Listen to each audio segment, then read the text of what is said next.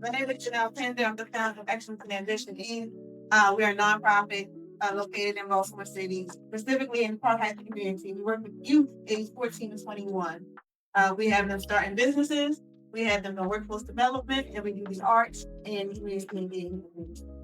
And we've been around for about 13 years. Literally, this July was our 13th year in operation. And we serviced over 1,500 young people from the city. One of our young ladies here, and I got asked her, she's right here, Naya Wade, her business called Poise Packages. And she does beauty care and skin care and all that great stuff. Wellness, overall wellness, physical wellness. Our young people's business run the gamut from music careers, they're dancers, they're traveling, some of them in college and doing great things. And so we're very proud of them. But the only way I was able to do what I do with the young people is through grant funding. Our organization is 90% grant funded. A lot of our young people in the families can't afford what we offer. So we have to find a way to fund it. And grant funding is the way. The other thing that I do is for the Independent Enterprise LLC. That's my for-profit entity, and I work with people and helping them to write grants. I'm not a grant writer because I got my own organization and I do my own grants, but I do support other people in their grant writing journey. I also with the Independent Enterprise, I provide the workforce development. The same thing I do for the youth, I do for people over 21. And so that we've been in existence for about 3 years, also in ministry, also an author and speaker and those things. That's me. The grants, are they just for the city or for the whole state? Or you can get grants. We're doing a general discussion of grant writing, right? The grant thing, if you're talking about my organization, we are funded through Park Heights Fund. We're funded, which is a private entity, the nonprofit, and other that they get their funding from the federal government and from state and local nations as well. We're funded directly through the Mayor's Office of African American Investigation. We're funded through the Department of Housing and Community Development. We get smaller grants through Able Foundation. We have I get for children the youth fund. All I do is write program report. A life cycle right now. We also do accept donations from the community, individual donors. Last year we got about 50,000 from individual donors. So our highest since we've been in operation. It went from zero, especially during COVID. Nobody was giving during COVID, but it went from zero to now we have a donor base and we're getting more through our donor base, which is excellent. But still 90%, most of our funding comes through grant writing. Right. Any other quick questions before I get into the presentation? Nope. All right. No. I apologize. So again, my organization was founded in 2012 in my home, teaching my own children in our community how to start this youth development. I was 14 years old, so this is my 30th year in youth development, working with all the way from pre-K, Head Start kids, all the way through college. And my sweet spot happened to be high school. When I was teaching in Baltimore City Public Schools, I was part of the group that started the student advocate program over at Lake Clifton when we were at Reach Partnership School. I was part of that group. Then I went over to the Carmel Anthony Youth Development Center, living classrooms, Under Armour, all that stuff. And then in 2017, the Lord said, go. And I said, we'll go like out, gotta try to do this. And so he led me out from working for other people's organizations and getting them knowing their programming to operating our own. But we didn't get our first funding. We got our first funding grant from PHR in 2015, soon after Freddie Gray. And that funding is what allowed me to say, okay, about here, 15,000. And then we finally got something that was substantial enough for me to be able to step out. What's PHR? Renaissance is the development corporation over the Park Heights community in the 1 mile radius from Pimlico. So, like I said, we do after school programs for youth, and then we also just do support. We serve about 30 to 40 young people per day in our after school. So today's session is going to be talking about starting strong. You're going to learn today what a grant is and the different types of grants. We're going to talk about your mission and vision statement. Because you have to have your vision set before you start writing grants. They're not going to give money to people who don't know what they even want to do. So you have to have a vision. We're going to talk about your 5 W's and an H. That is where, when, why, and how. That you have to have those things in line, like written down somewhere. The Bible says, write the vision, make it plain. that those that see it can then run with it. But if you don't write it, if it's just an idea, nobody is going to be able to really see that and support that. Right then. And you have to understand the importance of your organization's online branding. We are in 2025. We have to use our social media. We have to use our websites. We have to use our online branding. And I know that's difficult, especially for those of us, but I'm not techie either. I might just say, oh, those 40-somethings can do it. No, I can't. I rely on the teenagers to do our stuff. So if you have any teenagers, young people in your life, tap them to help with that social media and that online presence. Because brand choice, whenever you write a brand, I don't care what size it is, even if it's a Walmart, they're going to go online, they're going to go to Google, they're going to type in your name, your organization's name. If nothing comes up, or if it comes up, it looks like it's not legitimate or it's together, they're not going to give you that funding. So just be mindful of that. So I know it's difficult sometimes, but that social media is very important. So what is the grant? Grants are a sum of money. Yeah, and yes, take notes, but also I'm going to give you guys a link to my video so you'll actually get this presentation before you leave. It's a sum of money that is given by a government, a foundation, or organization. It can also be given out by individuals and family-run nonprofits and foundations. But unlike loans, grants typically do not need to be paid back. And so that's what makes them valuable for nonprofits and for those of us who do community work. The purpose of a grant is intended to support specific projects, your initiatives and programs that benefit the public. So grants can come from various sources, including federal government, state government, local government, private foundations, corporations, and charitable organizations. And they are typically awarded based on your specific criteria that's set up by that grantor. So someone who gives a grant is called a grantor. Someone who receives a grant is called a grantee. So I want to touch right quick on civic purposes and initiatives. So the reason why the federal government gives grants is because they don't want to do all that work. Especially, let's just say, for example, you want to open a homeless shelter, right? The government doesn't want to be responsible for actually doing the work of having homeless shelters.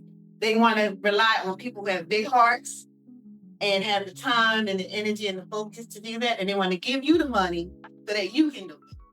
So that's why the federal government, typically, we're in a different season now with the government. But typically, the federal government will give grants to organizations or to do that work. They also will filter, it's called a filter down, where they'll give money to the state. And then the state, and I'll get into it a little bit in a second, the state will then give money to organizations or projects. So same thing. The state, they are responsible for policies. A lot of your senators and your delegates, they're responsible for policy and making laws. They don't actually want to be on the ground opening homeless shelters, right? They want to be there for the pictures after they make but they want to make sure that they get the funding to the right people that's going to do the work so that they can show up. So we talked about different types, talked about that federal state. We talked about block grants. So the block grant, so when a grant that I just talked about, where either the federal government will give a grant for someone to do a thing, or they'll send it to the state so the state can do a thing, that is called a block grant.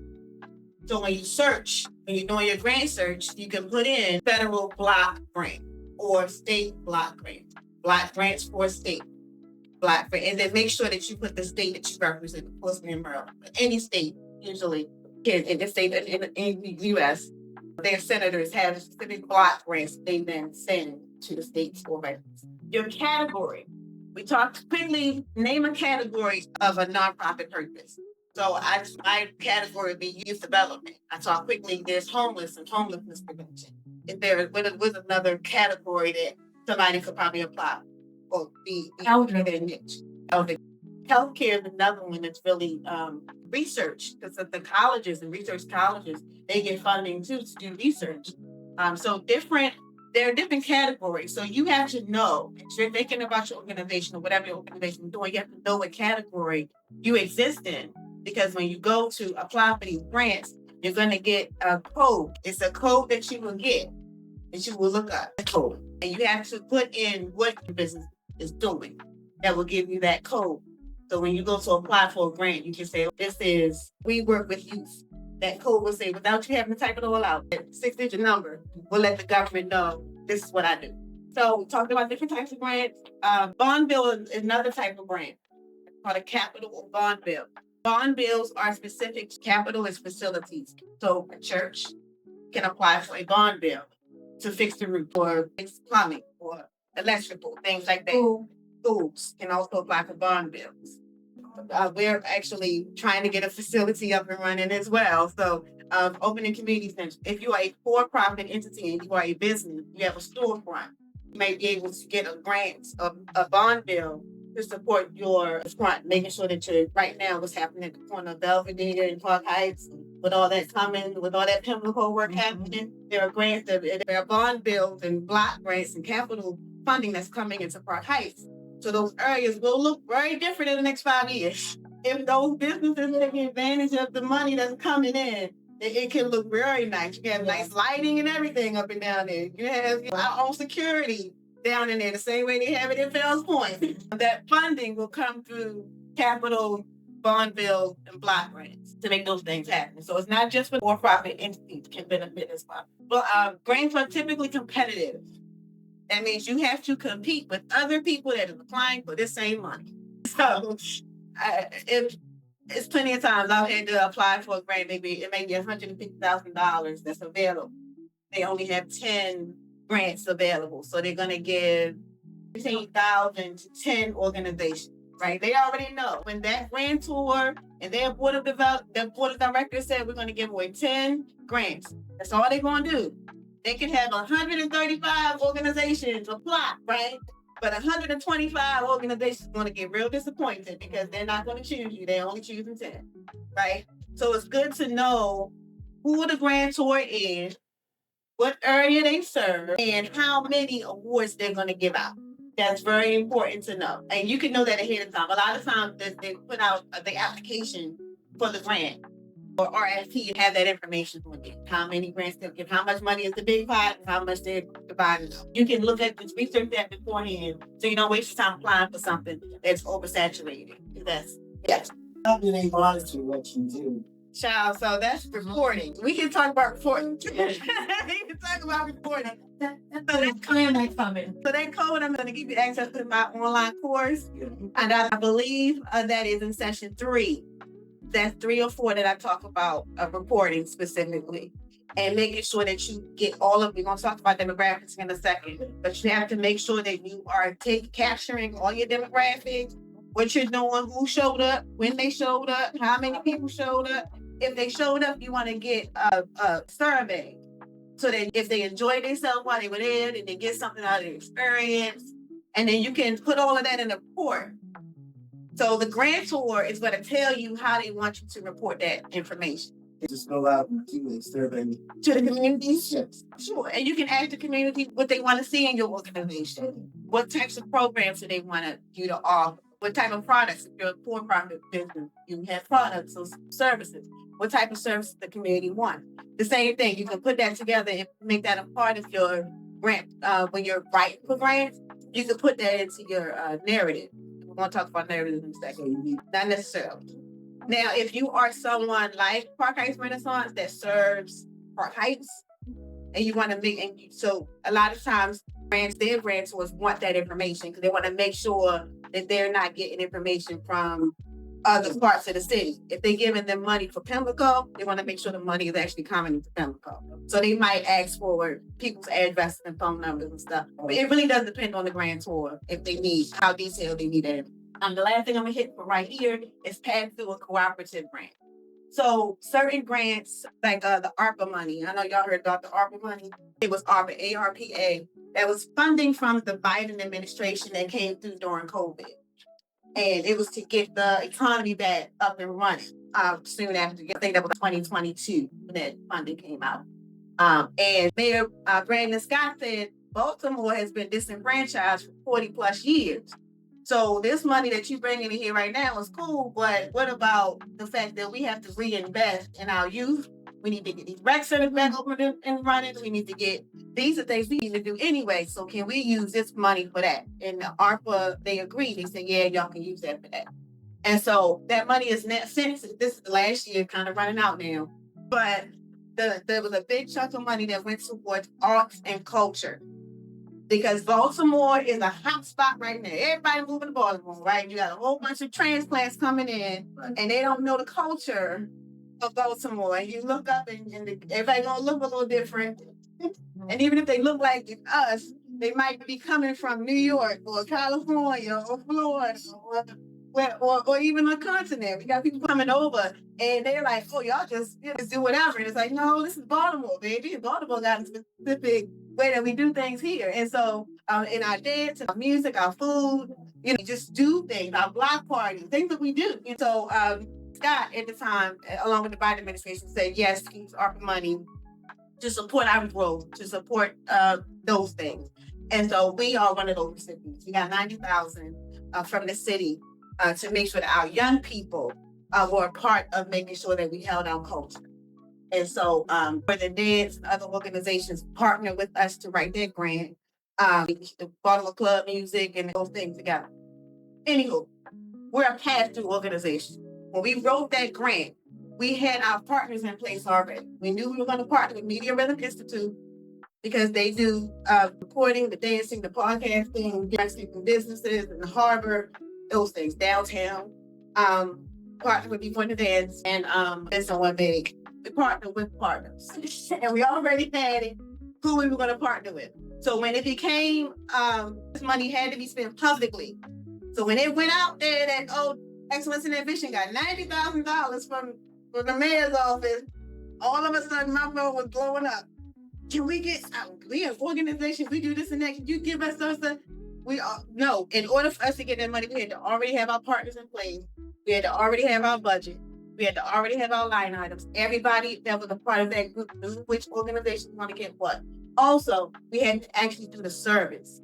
It was a reimbursable grant, meaning that we had to already have money to spend. We reported on how much we spent at the school program, how many kids showed up, how many meals we gave out to the families that we served, many exhibitions and parties, whatever, right?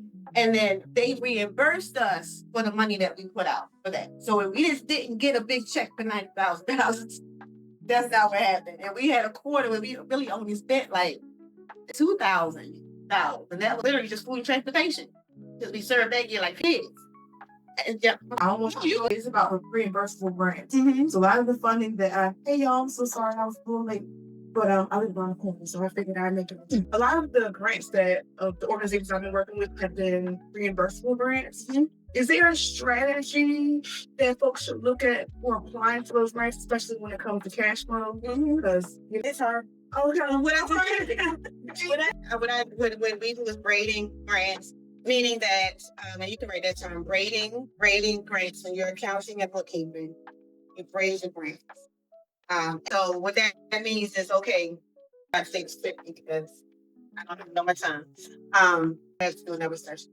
But braiding means that, okay, if the mayor's office, if our cities, their grant calendar runs from July 1st through June 30th. That's our fiscal thing. That's their fiscal year. Our fiscal year is the regular year, January 1st through December 31st, right? So their quarter is different than our quarter. So they might give their first dispersal in September, typically, August, September. They'll get their dispersal, right? Then Baltimore Children and Youth Fund, they'll give us their first dispersal around November. Then ARPA money might drop January. So it depends on when your fiscal year starts. And also, as you have funding coming in from various sources, you have to raise that money and use the money accordingly to then put in a reimbursement. You hear what I do. And then also along the way, getting your donations. The difference between restricted funds and unrestricted funds. Restricted means that this money, grant money, typically, especially when you're a growing organization business, you can only spend it how you said you were going to spend it. If you said that you was only going to use $1,000 for transportation, then do not put in there that you spent $5,000 for transportation.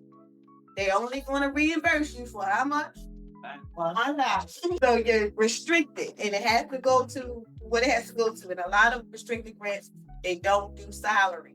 So you have to find other funding sources, which is typically donations, or your organizational business, of course, has sales that you would make to then pay salary. There are organizations, more grants are incorporating salary, but the restriction, nonprofit world, when it comes to salary and benefits and fringe, just be careful and mindful as you're going along with grant funds to pay those things. And payroll, that's all enough.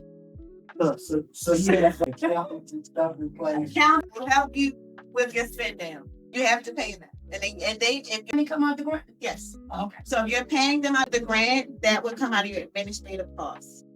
Your administrative cost line item, you would add your accounting, bookkeeping, lawyer, those people will come out of administrative.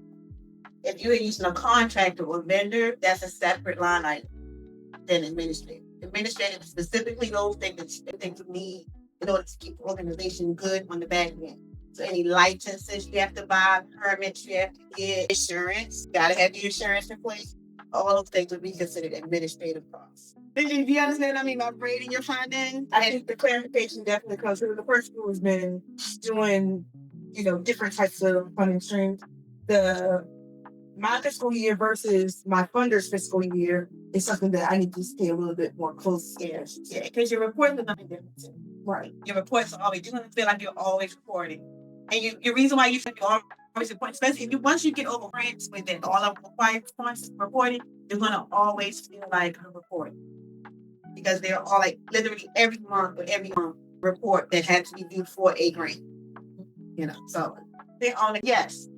So each organization, but we do pool. So JITASA, that's what we use, JITASA.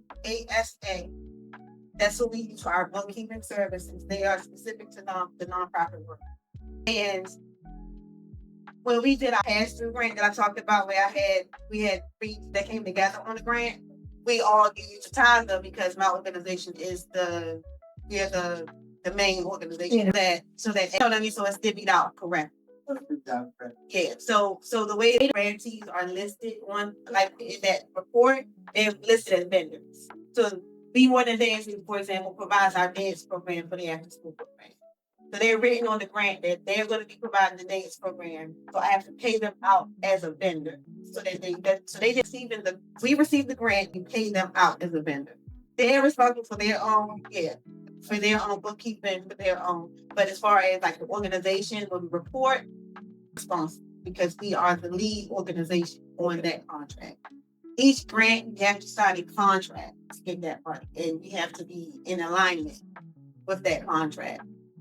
And so, regardless, so a lot of times people say, "Well, can I pay myself as a contractor?" You can, if you're not, and this again, seek legal counsel problems.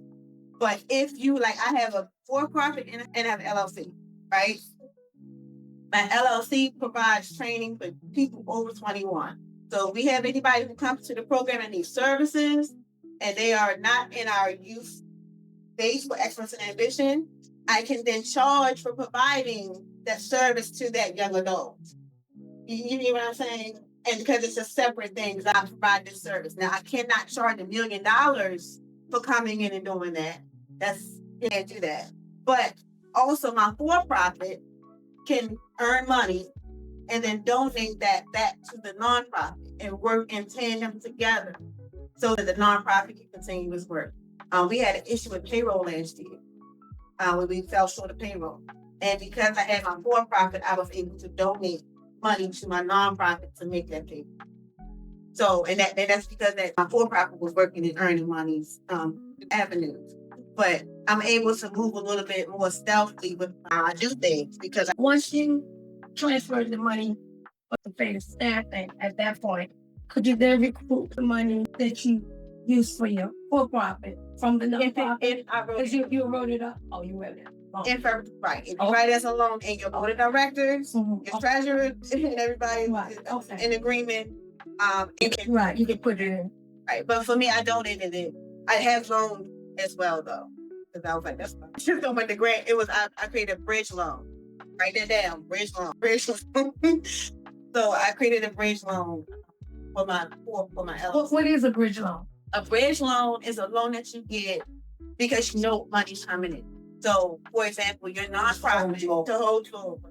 Your nonprofit, you know that you're getting a grant for $20,000. Okay. You have things you got to do in the meantime, and then the money's not in your account. You're gonna get it though because you have a contract that you're gonna get it. Okay. So apply for a bridge loan, and banks give bridge loans. You can get loans from places. The state of Maryland, they have a bridge loan called NIMBL, NIMBL. That is a loan from the state. NIM, and it's an acronym. But if you put in NIMBL loan, state of Maryland, it'll come up. Who's eligible for that? It is a nonprofit. It's theirs is a zero interest rate. But banks, of course, if you get a bridge loan with a bank, and you have to have a certain credit score and other things you have to show. And they want to see the contract. They want to see that you actually have a contract. You're just waiting for the money. So I wrote for my for-profit. I created a bridge loan to my nonprofit for payroll different time. So that once the grant came in, I was then able to reimburse or pay that loan back. So that's what that's for. And honestly, bridge loans, it's like getting an advance on a paycheck. Yeah. It's that, because you like, oh, that money finally came in. That's not your money. You got to get it right. That was hard. That was like, ooh, but yeah. And before we get to the writing part. I did. Because I want to get to the writing part. Oh, go ahead. I'm sorry. I was burst. I'm not in charge of that. You can ask while I'm Have the money like a private to pay the partners. saying it one more time. If you didn't have the money to pay the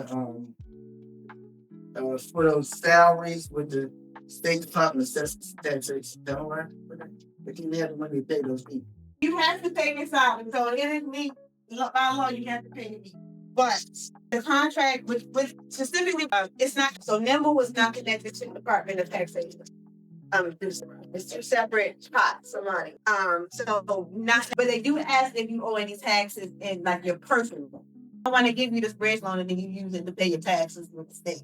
So they do check and make sure that you own personally. That you same thing with federal funding. If you're getting federal funding, they will check and make sure that you don't owe your federal taxes. But when it comes to the loan, they want you to use it for the specific purpose, and they do like as a nonprofit perspective, because you do still as a for-profit, you still have to do your annual your depreciation and all those things. That's mainly so you do have some taxes involved with that, but it's not connected to the NIMBL loan. Any other questions when we get you going? All right. So first we're gonna get on this one. Create your impact statement first. Create your impact statement. And I know I've mentioned your mission and your vision before. But along with your mission and vision, you have to have narratives already. Even if you hire a grant writer. If you hire a grant writer, you still, as the organization, you have to have your mission, your narrative already in place, so that they can then go and write the grants for you. Okay? So, your who and your what. So, who will your organization serve? Talking earlier, gotta write it down. Who will your organization serve?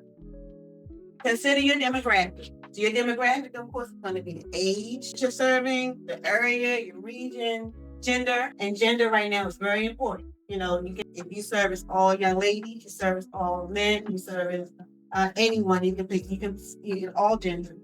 But making sure that you identify who you serve specifically. Also, when you think about your who, think about a hire. Because you have organizations like Safe Streets, organizations like our own, we hire from within. So think about are you hiring the people who have been in the situation that you're trying to solve? Or are you going to hire people that are more, think about the personality of who you're going to hire, meaning that you create personality traits, or think of the personality traits of the people who you are going to serve and how you're going to best serve. So target your people. What organization do? Like, how will you help them? What is the problem that you're trying to solve? And then what are you going to do to actually help solve the problem that other people aren't already doing? Because that's the part that's really important to think about. Where do you fit? What is your niche? Because if we talk, like, for example, there are already homeless shelters. They already kind of exist. We don't have enough of them, of course, but what is going to make your homeless shelter different than others? And if you just serve in a way that could align with others, it will probably make your impact better. So think through those specific, what exactly you're going to do. Do not your organization's mission to fit potential grant funding.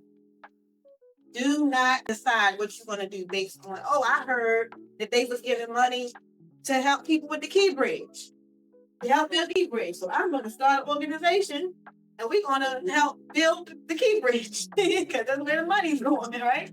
No. Get caught up real quick. If that's not your lane, be specific to what you're going to do and then find the funding to help support what you want. Where will your organization operate? So that's kind of similar to demographic in that what region.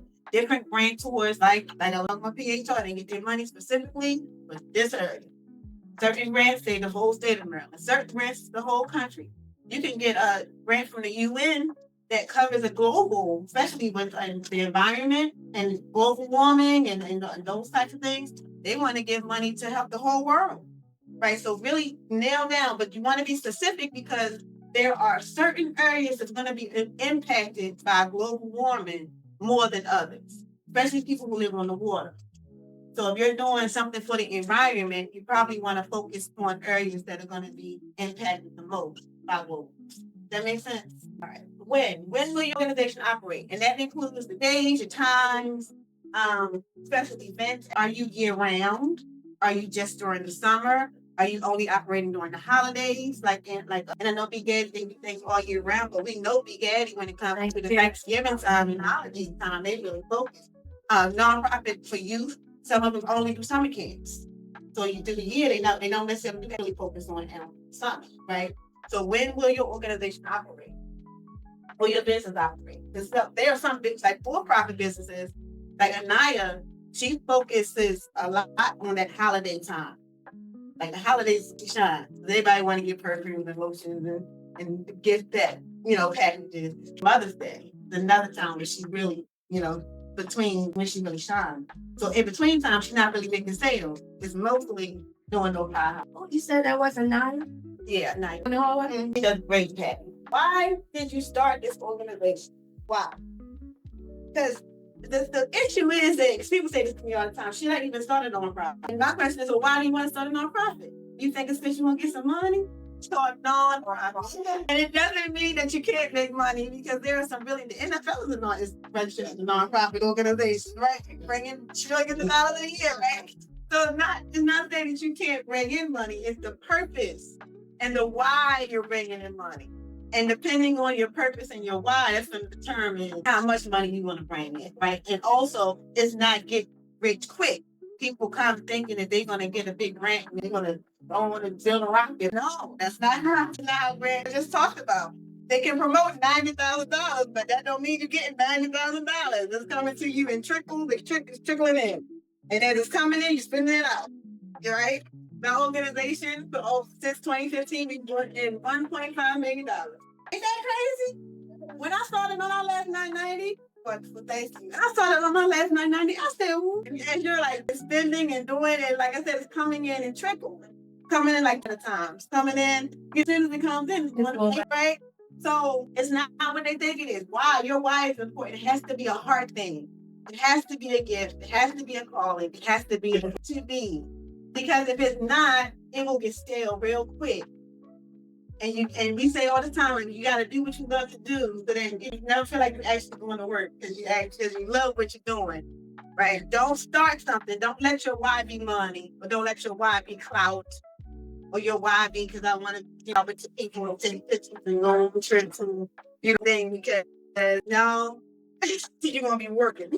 I had a good question. Once you start, if you have an organization and you get the grant funded for that specific thing and you get it, do you have to keep reapplying to keep getting it every year to get it? It's also the grant tour. Some grant tours is literally only doing one-time grant. Okay. Some of them are like Family League of Baltimore, which we also grantee of. They are annual. They do an annual. So you can annual application. And if you are returning, you don't have to fill out all that paperwork as if you were with just Okay. So it really depends on the grant. So Baltimore Children and Youth Fund, they have multiple different grants they give out. So we have been granted 2023 through 2028. It's a 5-year grant that we get with them. The grassroots grant. There's another grant that's completely different that is a 1-year grant that I would have to apply for every year. But even though I'm already a grantee for one pot of money, I still have to apply for the other pot, even though it's the same business. We do grants, big projects that we do for the kids. Yeah, so that's what we did. We had to keep applying. Yeah, they were annual, like Black History Month. We did different people coming each Saturday in February to present to the children whatever the activity was. As long as then you write your vision statement. Your vision statement should start with at your organization's name. We envision a place for the region that you are, and I'm gonna read ours in a second, where we provide services to, so that they are able to, then you write your goals, your impacts, what you're gonna be doing. So at Excellence and Ambition, we envision a Baltimore City to be a place where young people are empowered, holistically well, and positively impacting future generations. That's my organization's vision statement. Does that make sense? So once you have it, then you can plug in. Once you have your who, what, where, when, why, you can plug that information in to create your vision statement. Your mission, that really focuses on the how. It nails down and really focuses on the how. So our mission is to provide who you serve with what you're serving them by doing what you say you're going to do. Our mission statement, our mission is to facilitate programs and workshop sessions designed specifically to support our participants' chosen career goals. That's what my organization. But your organization, of course, depending on what you do, is going to be a little different. So your mission and vision statement, you don't want them to be long. You want them to be 1 or 2 sentences. So you can just copy and paste in, because most grants are now online. And if you have this written in a document, in that document, copy and paste it, and then keep it moving to the next question, which is probably going to be an impact statement. So the impact statement is the grantor is going to ask you your impact. What do you plan to get out of this, right? What are the results? What are the goals that you want to see? And when it comes to history, in 10 years, what do you want your organization to have accomplished? That's your impact. When you get to your goals, you want your goals to be SMART, and meaning they are specific, measurable, countable, relevant, and time-bound. Want your goals to be SMART. And I don't have time to tell me I only got a few minutes. But like I said, I'm going to give you guys the link so that y'all can see. I guess I should definitely touch on relevant, because what was relevant 10 years ago may not be relevant today. We are in a post-COVID society.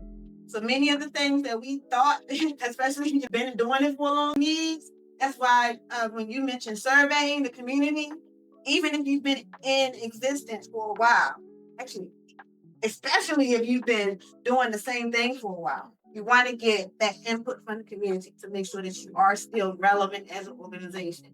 We saw a lot of organizations and ministries sadly fail during COVID and not come back because they didn't know how to pivot and stay relevant. Yeah. Was a community change. So it's a community change. Mindsets change, our priorities change. That's across the board. And many of us became more empowered to do your own, that you don't need somebody else. Yes. It forced you to be independent. Mm-hmm. Yes. Right. So exactly. So whatever it is that you want to do, make sure that it continues and stays relevant. Okay. Narratives, right quick, and then we'll hit this hopefully, and then that's it. Narratives. They are detailed paragraphs describing your organization's activities, programs, and overall mission. Provide the grantor with exactly what they're going to see when they come see you. Because guess what? You write a grant, they give you that money, they're going to pop up on you and they're going to come see you.